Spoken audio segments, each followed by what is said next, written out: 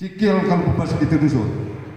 Usir dikit, ambil dikit, akhirnya mempertahankannya.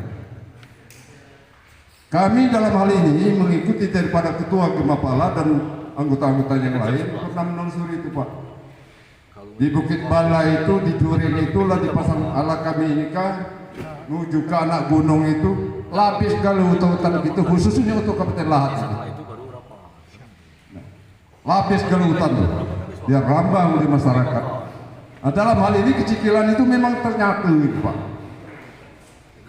Kami selaku masyarakat Pak dalam hal ini tetap akan mendukung bagaimana penyelesaiannya yang kembali ke semula. Ini lahat, ini marahnya. Nah, kami mohon Pak, memang dalam hal ini Ketua Gemapala telah koordinasi dengan kami masih dikit itu Pak. Kalau Batak Jalan Koordinasi Kecamatan Ketagung ini, nah, jadi aku jadi ini Pak.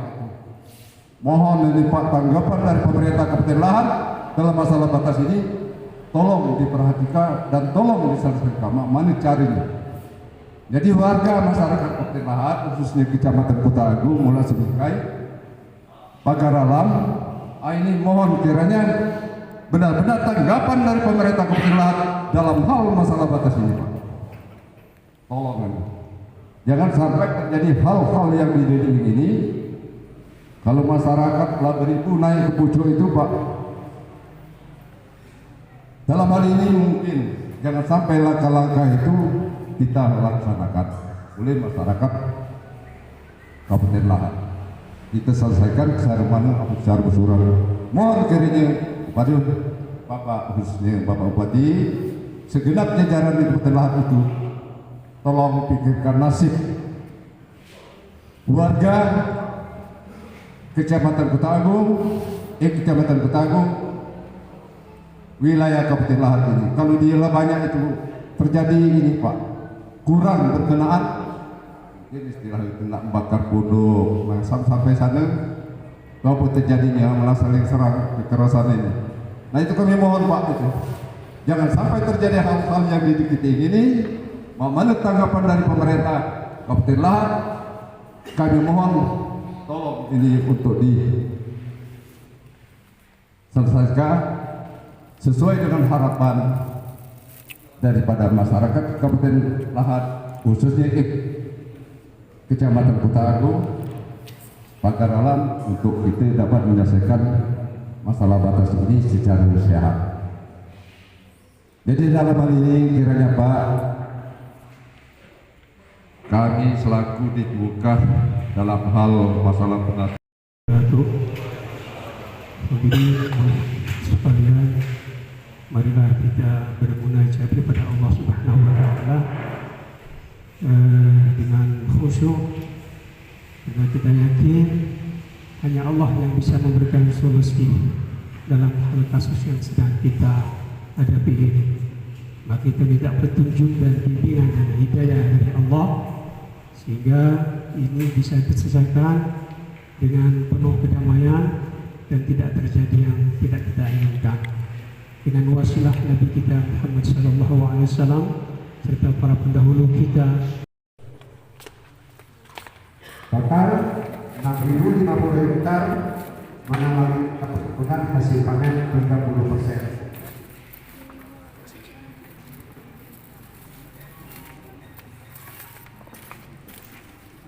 Kemudian yang ketiga, semakin terusuknya keberadaan satwa yang dilindungi yang terdapat pada kawasan hutan lindung tersebut, yang berakibat telah terjadinya beberapa kali insiden penyerangan binatang buas terhadap masyarakat petani oleh harimau Sumatera sebagaimana terjadi di tahun 2020,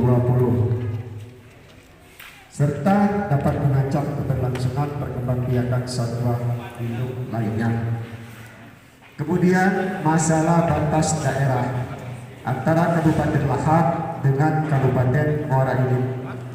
Untuk tertib administrasi, pemerintah Kabupaten Muara Enim dan Kabupaten Lahat, Provinsi Sumatera Selatan melalui Peraturan Menteri Dalam Negeri Nomor 111 Tahun 2019 pemerintah telah menetapkan batas daerah secara tegas antara Kabupaten Muara Enim dan Kabupaten Lahat.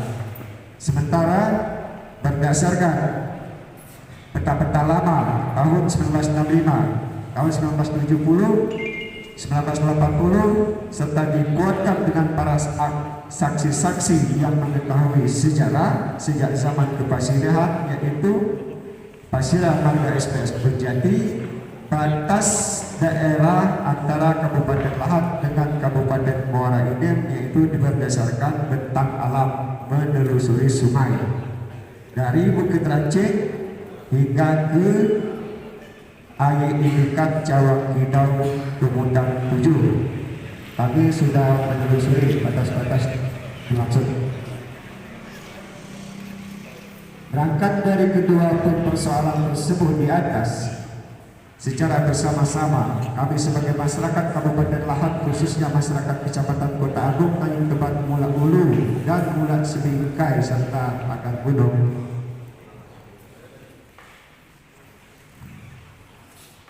dan didampingi juga oleh beberapa peserta dari perwakilan dan pos laporan, bersepakat untuk membuat suatu wadah yang kami beri nama Gerakan Masyarakat Pagar Alam Lahat atau disingkat Gemapala.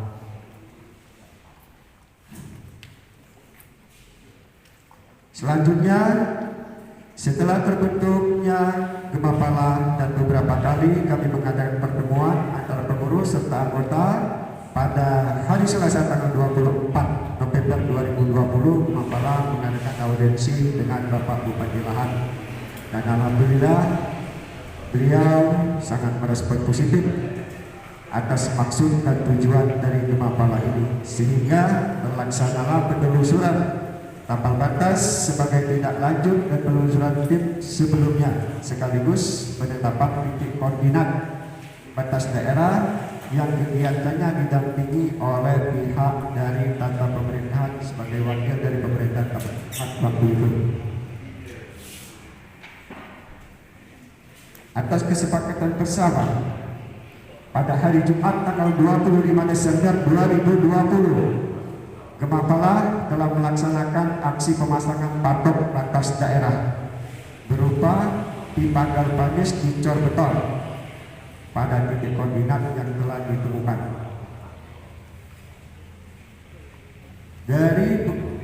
Dan telah beberapa kali diadakan pertemuan antara perwakilan dari Gemapala, yaitu ketua beserta rombongan sebagaimana disebutkan oleh Bapak Asisten 1 Pak Rudi Tangri tadi, pertemuan di Kecamatan Kota Agung, Kecamatan Mulak Sebingkai.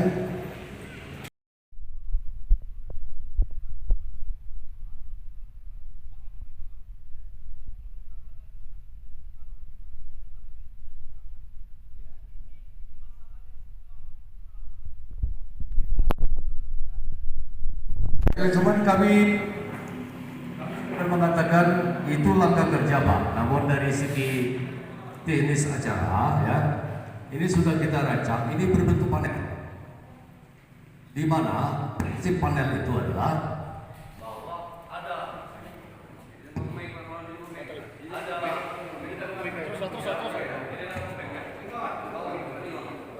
jadi ada penyaji, ada yang harus disajikan.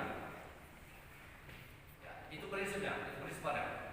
Selanjutnya, ada yang pihak yang disebut ahli atau terkait atau cukup mumpuni untuk menjanjikan sebuah persoalan.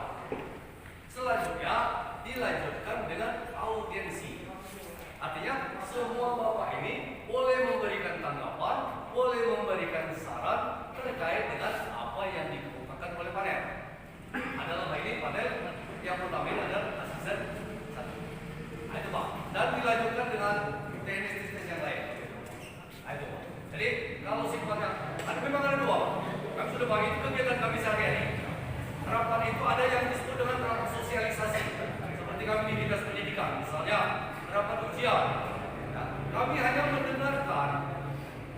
Paling tidak kami bertanya bagaimana teknis ujian, yang menyampaikan itu kepada dinas pendidikan. Itu yang bersifat sosialisasi, tidak bersifat panel. Nah, sementara yang akan kita laksanakan ini rapat terbuka buat seluruh masyarakat. yang bersifat panel. Rujukan dari hasil kita ini adalah kita sampaikan ke Bupati untuk beliau mengambil suatu langkah kebijakan. Bukan mengatur Bupati, tapi sebagai pertimbangan daripada Bupati untuk mengambil kebijakan. Dan dinas-dinas terkait seperti lingkungan hidup, dinas kebersihan.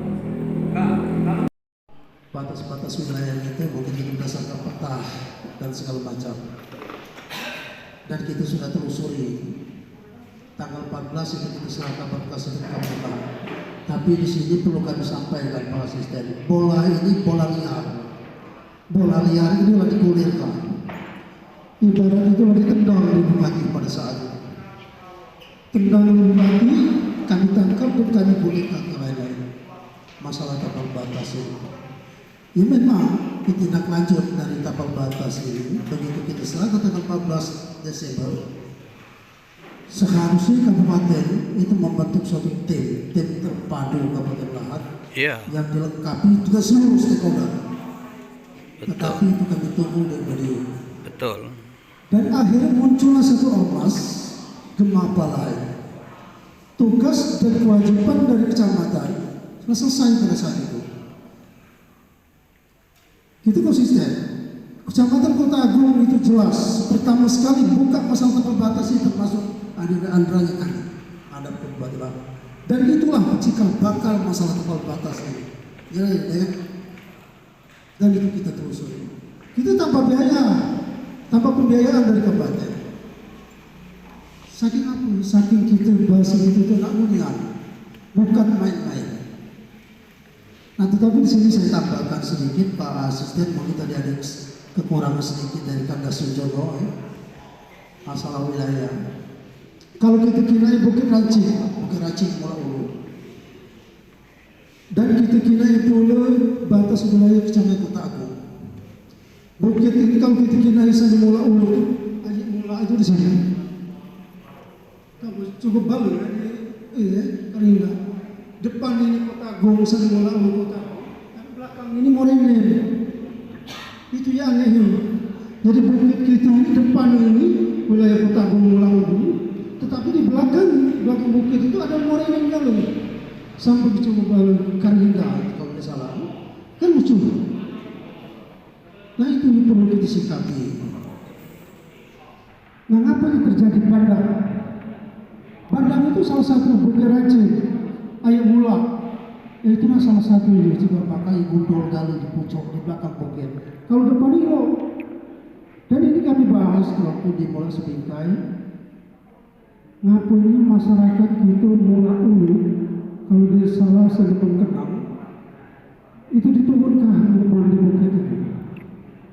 Kalungnya ditebangkan, dan ini kan protes. Ternyata di belakang sana itu habis hutan lindung. Tapi masyarakat itu dia boleh dibunuh. Nah ini jadi permasalahan. Dan di sini perlu kami sampaikan Pak Asisten, masalah batas wilayah Bukit Campur Gunung Patah itu tertera di Kabupaten Lahat. Jadi sejarahnya pakar alam itu di batas Morenin, Pak. Harus berbatasan Morenin itu dengan Lahat, dan tidak berbatasan di Bengkulu Selatan, itu lebih tua.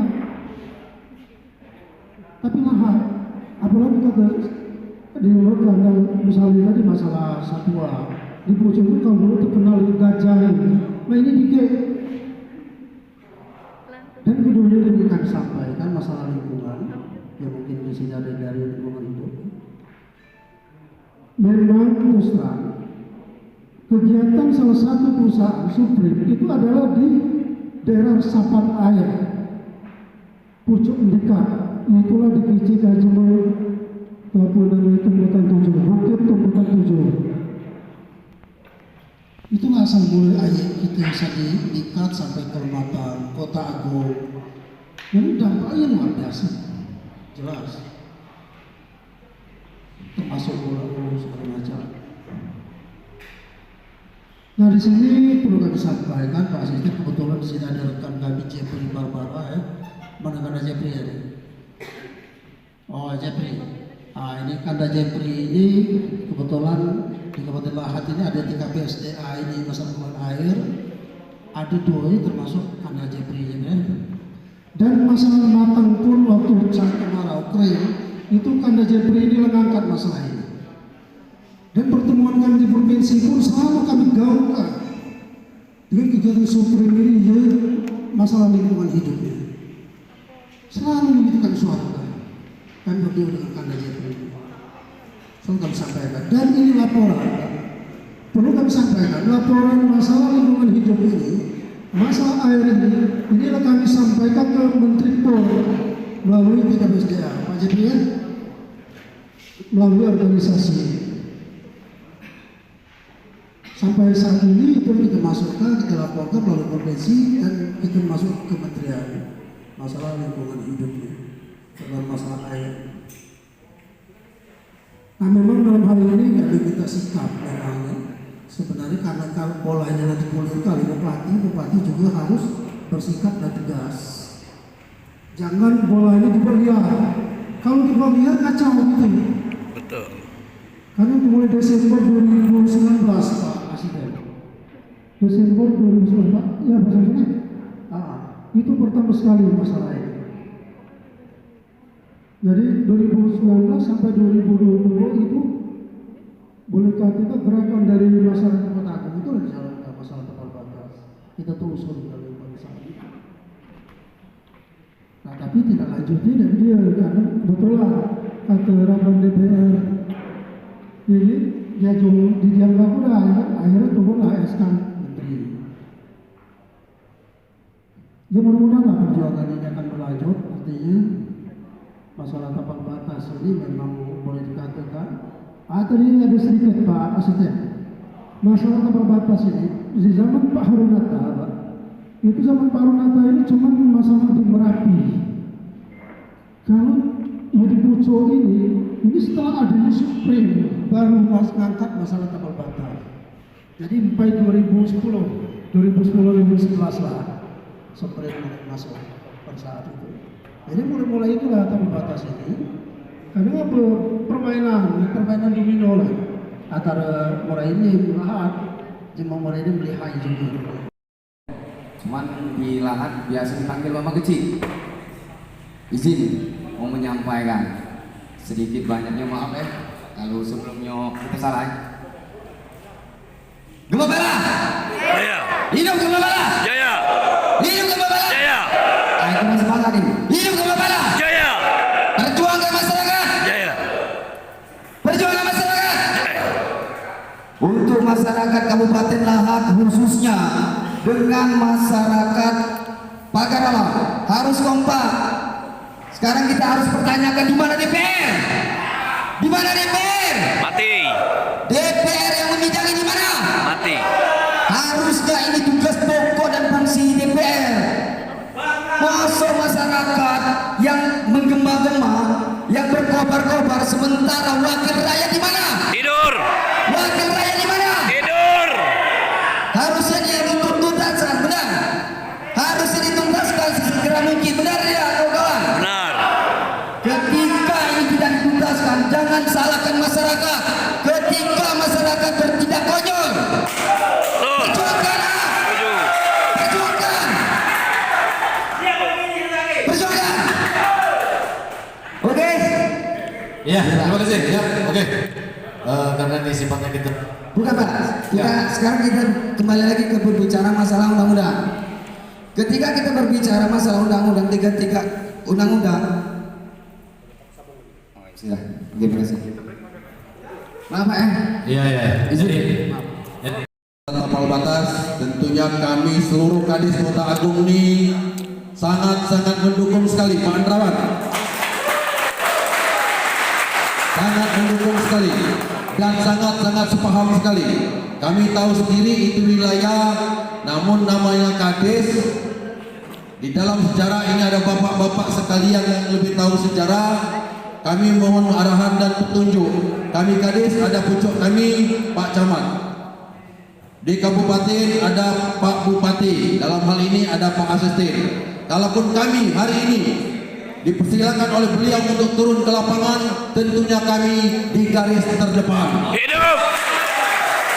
Oke, sebentar. Hidup.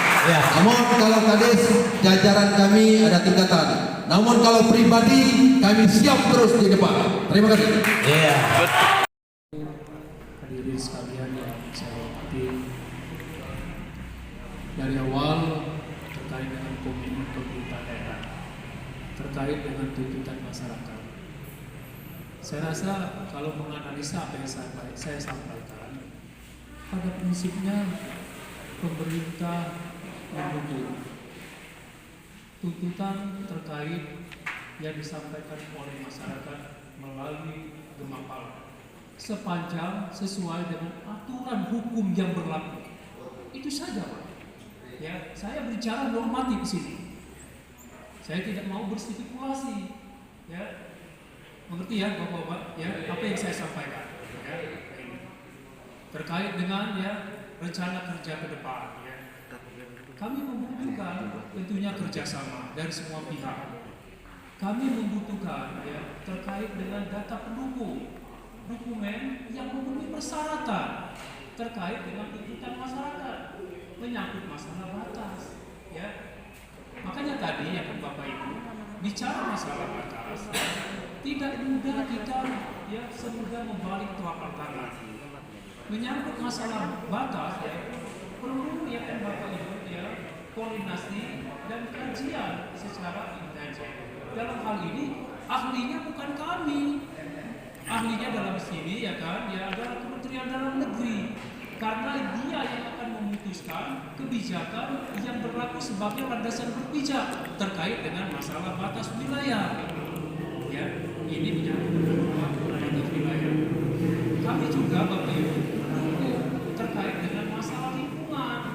Ya, masalah lingkungan yang menjadi pelik persoalan di masyarakat Kecamatan Kota Agung adalah terkait dengan ya hutan lindung yang terindikasi ini sudah ya terganggu habitatnya, ini sudah terindikasi ya bahwa hutan ini sudah dibabat oleh oknum-oknum tertentu atau ya pihak lain.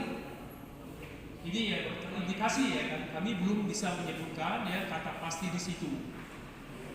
Nah, sehingga Bapak Ibu ya hutan menjadi sumber pengharapan sumber air ya yang menyerap dari sumber air mata air Kecamatan Kota Agung ini ya dampaknya menjadi terganggu sehingga debit airnya menjadi berkurang. Apa yang disampaikan tadi ya kan kisaran lebih kurang 6.000 hektar yang ada ya kan ya area persawahan di Kecamatan Kota Agung ini debit airnya menurun ya, laporan tadi antara 25% sampai dengan 50%. Nah ini Bapak Ibu sebagai ya kan bahan pertimbangan untuk kita ya kaji analisa, kita survei di lapangan terkait dengan kebenaran data ini. Nah ini indikasi pertama. Ya, sekali lagi ya, kami pemerintah daerah tetap menyikapi persoalan ini, mendudukkan semua persoalan ya kepada aturan hukum yang berlaku. Karena semua kebijakan disandarkan kepada aturan. Tidak boleh kita menyadarkan sesuatu itu dengan keinginan kita. Kalau keinginan kita itu tepat dengan aturan, itu bisa ditegakkan. Tetapi kalau keinginan kita itu bertolak belakang dengan aturan, ini tidak bisa kita tegakkan. Ya, saya rasa itu ya saya menanggapi kaitannya dengan ya komitmen dari pemerintah daerah. Demikian, terima kasih.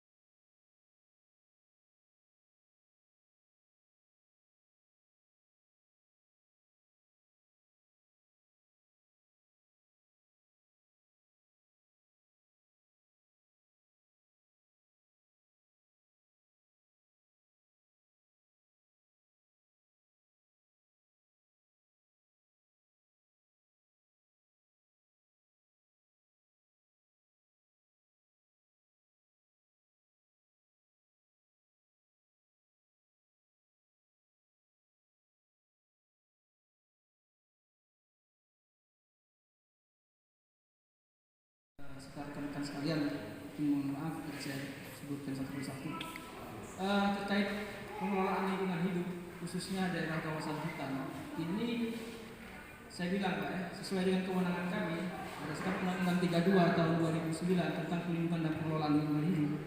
Untuk kawasan hutan ini sudah menjadi kewenangan pemerintah provinsi.